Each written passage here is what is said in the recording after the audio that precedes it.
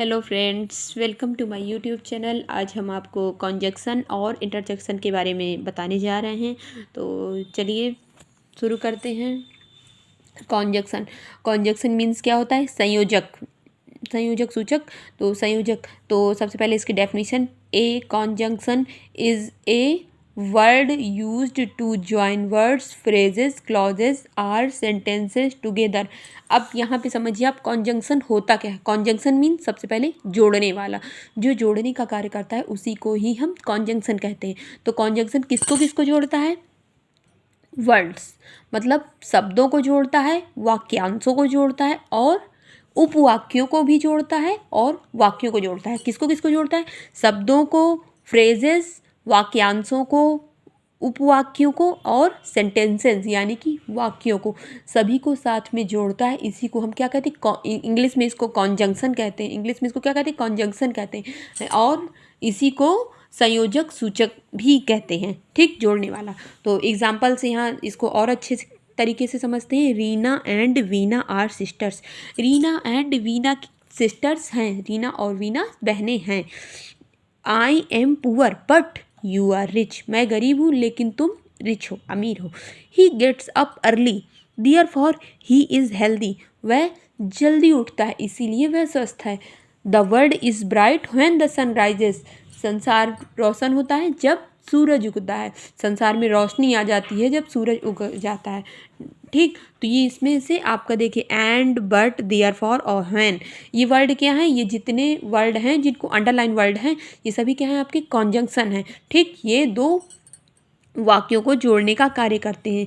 ये यहाँ अब आगे देखिए।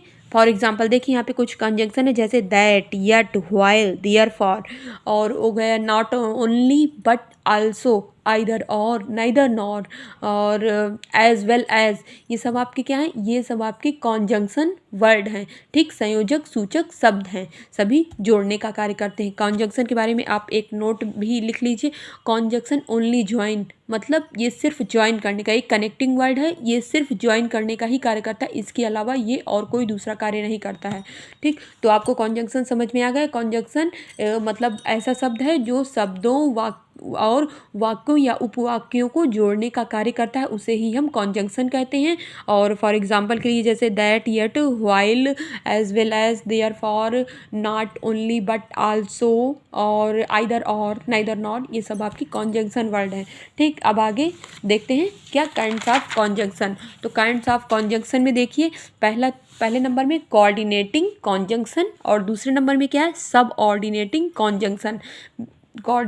तो इसमें पहले वाले को समझते हैं कोऑर्डिनेटिंग कंजंक्शन क्या है। तो देखिए कोऑर्डिनेटिंग कंजंक्शन क्या है?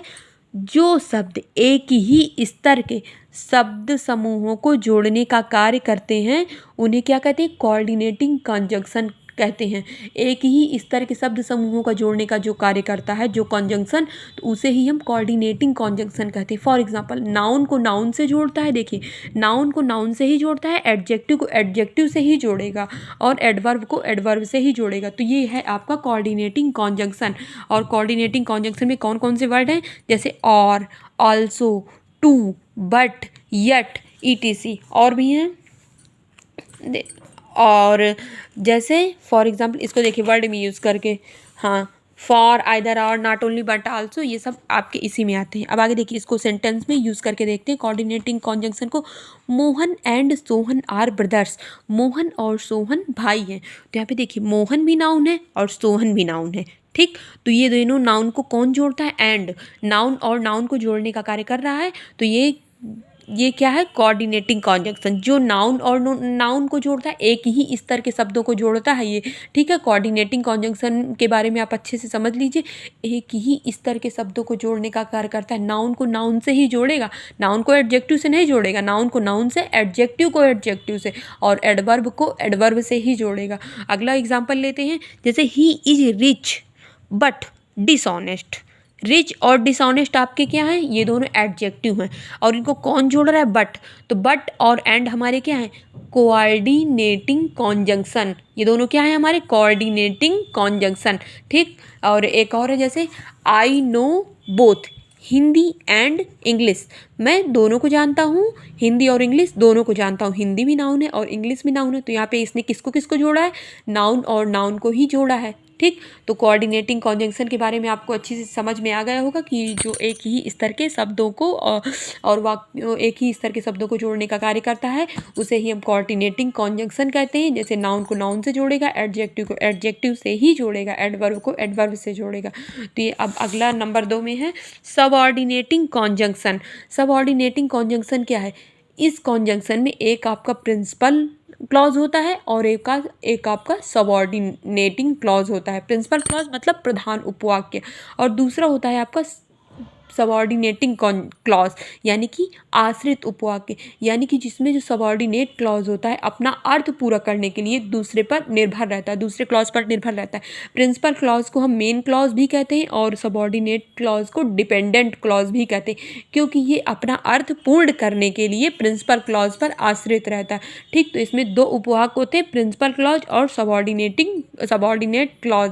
ठीक है, तो अब इसके बाद देखिए जैसे फॉर एग्जांपल पे इसमें कौन कौन से आते हैं, इसमें आते हैं आपका सो, ये टिल है, व्हेन है, आफ्टर है, बिफोर है, इट एटसेट्रा। ठीक है, अब इसको वाक्य में कैसे देखिए, वाक्य में किस तरह यूज़ होता है। Mohan is happy because he has, Mohan is happy because he has, ये हैज सही से नहीं लिखा, he has got a prize, मतलब मोहन खुश है क्योंकि उसे प्राइज़ मिला है। मोहन खुश है क्योंकि उसे प्राइज़ मिला है। तो इसमें देखिए जो ये तो आपका सबऑर्डिनेटिंग कॉन्जंक्शन हो गया। तो इसके बाद का जो वाक्य है he has got a prize, तो ये आपका सबऑर्डिनेट क्लॉज होगा। जो सबऑर्डिनेट कॉन्जंक्शन के बाद का जो पार्ट होता है ये आपका सबऑर्डिनेट क्लॉज होगा, और जो पहले का पार्ट होता है ये ही आपका, जैसे मोहन इज़ हैप्पी, ये आपका मेन या प्रिंसिपल क्लॉज होगा। ये बात बहुत अच्छे से याद रखिएगा कि सबऑर्डिनेट कॉन्जंक्शन के जो बाद वाला पार्ट होता है वो सबऑर्डिनेट क्लॉज है, ये बाद वाला जो पार्ट होगा वो सबऑर्डिनेट क्लॉज है, बाद वाला पार्ट, और जो पहले वाला पार्ट है मोहन इज हैप्पी, ये आपका प्रिंसिपल क्लॉज यानी कि मेन क्लॉज है। ठीक, अब यहाँ पे देखिए एक एग्जांपल और लेते हैं। I will give you freedom, मैं तुम्हें आज़ादी दूंगा, if you give me blood, if you give me blood, अगर तुम मुझे खून दोगे तो मैं तुम्हें आज़ादी दूंगा। ये बात किसने बोली थी, याद है, तुम मुझे खून दो मैं तुम्हें आज़ादी दूंगा, किसने बोली थी, नेताजी सुभाष चंद्र बोस ने बोली थी ये बात। ठीक है, आज़ादी के समय उन्होंने ही ये बात बोली थी, बहुत सारे लोग ये सब कुछ जानते भी होंगे। ठीक है, तो ये I will give you freedom if you give me blood, मैं तुम्हें आज़ादी दूंगा